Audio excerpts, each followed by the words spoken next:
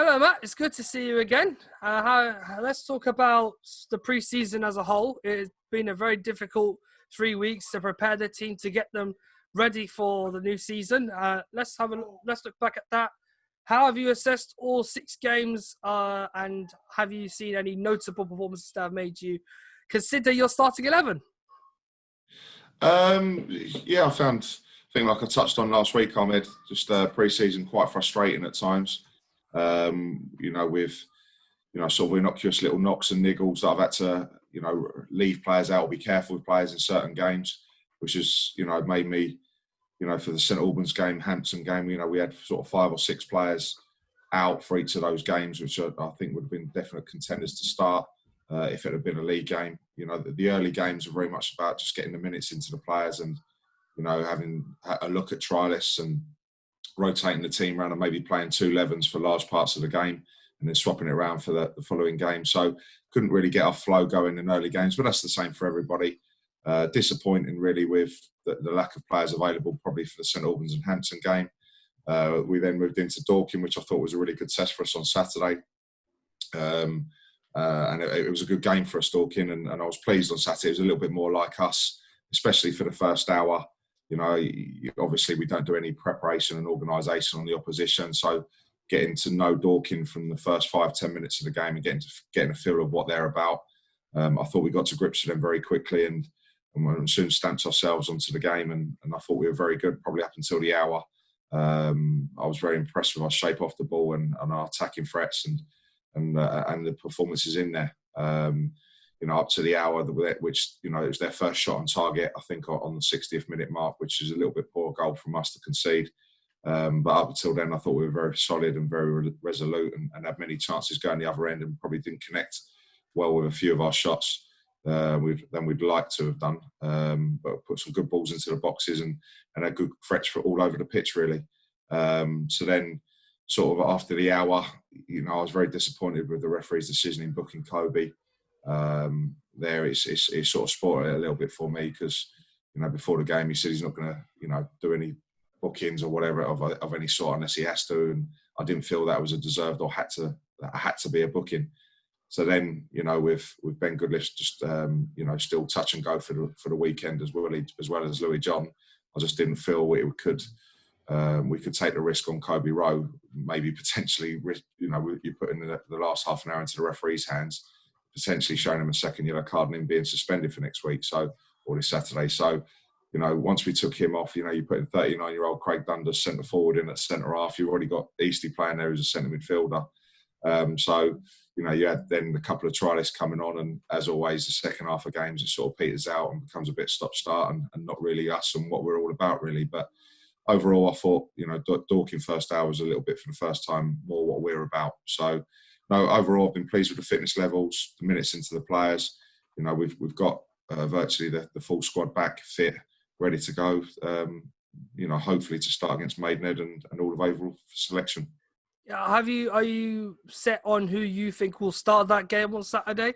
It looks like there's a few clear. It was clear to see by your starting 11 against Dorking that you just about have that team set. Have you made any? Obviously, you haven't got your ideal centre back pairing fit enough to get ready for the game yet, as I understand at the moment. But will they be able to participate on Saturday? And also, is that more or less your starting 11 for the remaining part of the season?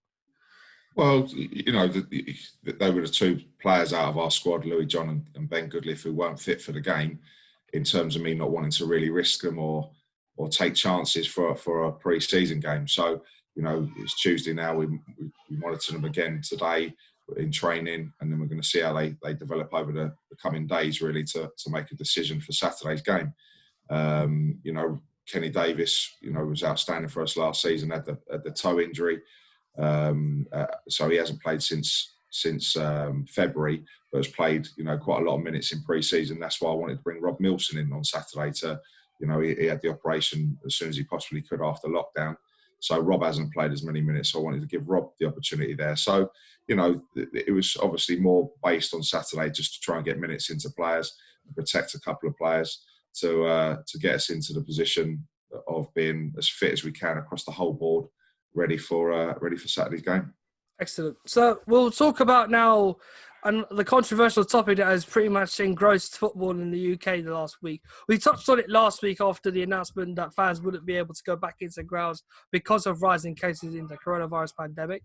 It's been further exacerbated this week because we're about to hopefully start the season this Saturday. However, there still hasn't been any clear sign as to whether clubs will get funding or not, or will they'll be able to play games without play games by this Saturday. And there's a lot of things going on at the moment that's worrying owners, players all over the country.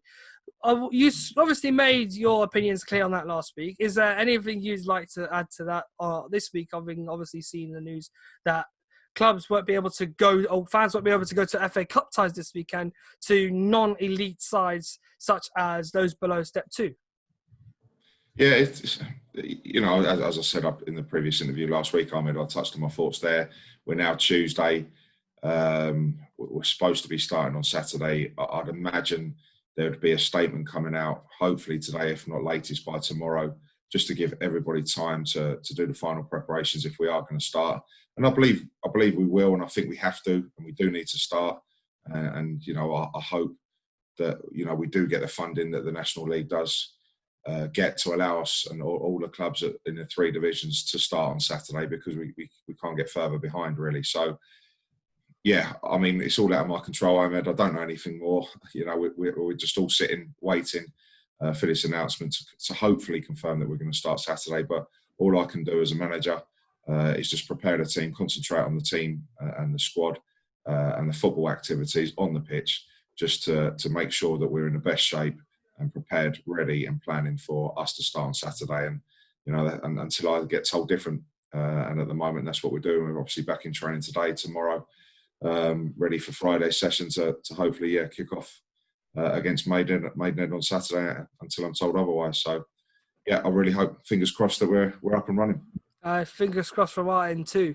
Let's touch on the league in general. Obviously, we've got some new faces, some new names this year, and the likes of Weymouth, Kings Lynn, and Altrincham, and I'm trying to remember everyone else. Thank you.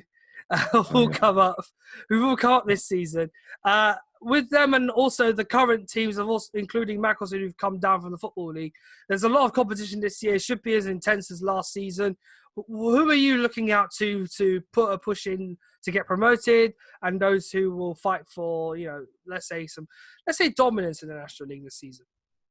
Yeah, I mean, you're looking at obviously only one coming down with Macclesfield, and their situation is obviously very precarious, and it doesn't look like they might not even compete in this year's National League, and there might not be a club, which is extremely sad. So we'll have to see the final developments on that. But in terms of the clubs coming up, all 4 clubs are going to have momentum. They've all, especially the southern-based teams.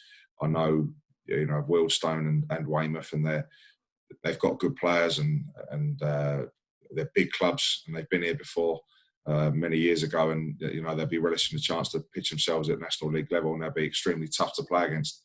So all 4 teams will certainly add something into the division, but the likes of Stockport County, they've made some great signings. Notts County will be there or thereabouts again, as will, I'm sure, teams who have unfortunately missed out in the playoffs recently. Yeovilles and Barnets and Halifax's, Bournemouth, they'll all want to be there or thereabouts come the end of the season.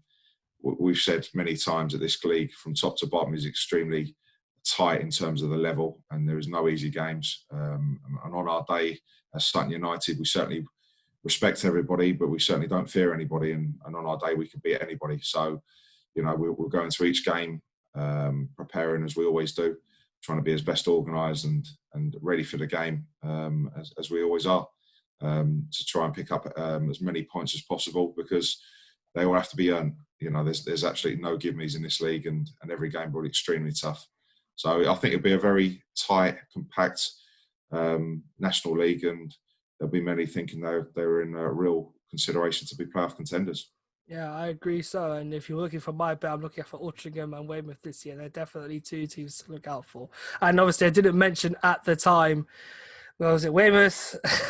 I feel sorry for the team I didn't mention. So what was it, Weymouth, Wilston, who we are visiting on a day after my birthday, surprise, surprise, and Altrincham and Kings Lynn. So we're looking forward to visiting all those clubs this season. Let's touch on the immediate future, of course, with the uncertainty still. We look to Saturday, a massive game against Maidenhead. It's been a barren run for Sutton against Maidenhead the last few years, even before you joined the club as manager. Last season was probably one of the more disappointing results, a 3-0 defeat at home early in the season. He also had a red card for Omar Bagil that afternoon, which thankfully got overturned. But it was one of the most, one of the more unfortunate days for Sutton United last year. Touching on that, obviously we've moved on a lot since then. There's been a dramatic improvement in Sutton's form and in their team performances. How about now? Do you think you can take Maidenhead and Alan Devonshire's side on and really give them a game this season? Well, it was a very disappointing result last year. We didn't get to play them away from home. Obviously, that was going to be our last game of the season at their place. But it seems a long, long time ago, that home defeat, and we were poor on the day, and it's probably one of our worst home performances in the league, certainly. And yeah, very disappointing day all round. But like you said, we've moved on from there. We're in a lot stronger place. An unfortunate Omar red card that rightly got rescinded. We will be looking to put things right. I'm not a great believer in bogey teams or anything like that. It's on the day, it's on Saturday. He's an extremely good and experienced manager, Alan Devonshire, and he knows certainly how to get results. And his teams are always extremely hard to play against, and that'll be no different come Saturday, especially the first game of the season. So we know what we're coming into. It'll be an extremely tough game all round. And, he's lost a couple in the summer, but he's certainly made a couple of signings and some good players in that also.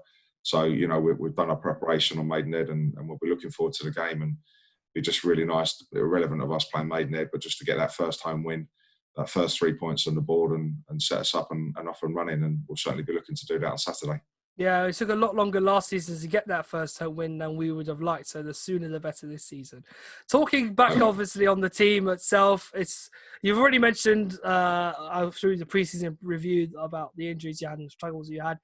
Currently, obviously, the team that you played against Dorking is not your starting 11, but will there be any more, hopefully, centre halves that will be able to start the game? And have you got any other team news for us ahead of the game on Saturday? Not so much team news. We've got 17 contracted players with Brad Pearce 18 and Jude Mason 19, who hasn't gone out on loan yet, Jude, but we'll be going out to get some game time soon.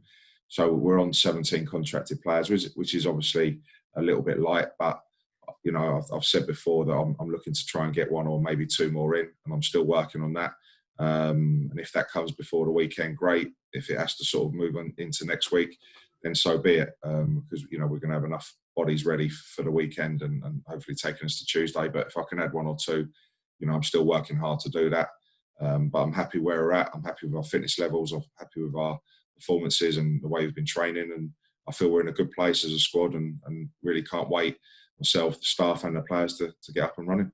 And obviously, I would like, before we sign off, we won't be able to have our fans there this weekend, and I share, I'm sure, many of the fans' sentiments in obviously not being able to support the team on the first day of a new season.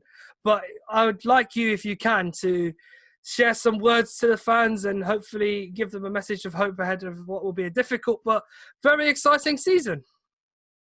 Yeah, I've said it in several interviews that I've had with you, Ahmed, that the supporters have been absolutely brilliant since I come to the club, not just in the second half of the season, but backing us in the bad run at the start, through lockdown, through the tough months during the summer, their support within the football club and, the many initiatives of the Friday night fish and chips and their support with the club. And United We Stand, I've been absolutely delighted with. And, without going into, again, like I did last week, but just urging supporters with season tickets with United We Stand in any which way they feel they can support the club, please do so, because I know, you're there and there's a real good feel-good factor about the club from board, players, staff and fans. So we've all got to stick together to hopefully get this, up and running on Saturday to get us going. And as soon as we get the green light to get fans back in the door, I know we, as well as the fans, the players and the staff, can't wait to get you there. But we know you're going to be watching us, supporting us, and I know you're right behind us. And I just urge you to watch that stream, keep supporting us, and hopefully you can see us play live soon, and we can all start celebrating many more victories together. Thanks a lot, Matt. We really appreciate it. So all of you who are watching, tune in on Saturday at 3:15. We'll be live with the live stream of Sutton United versus Maidenhead United. To you, Matt, good luck. Thank you for joining us today. We'll see you very soon. Brilliant. Thanks, Ahmed. Cheers. No problem.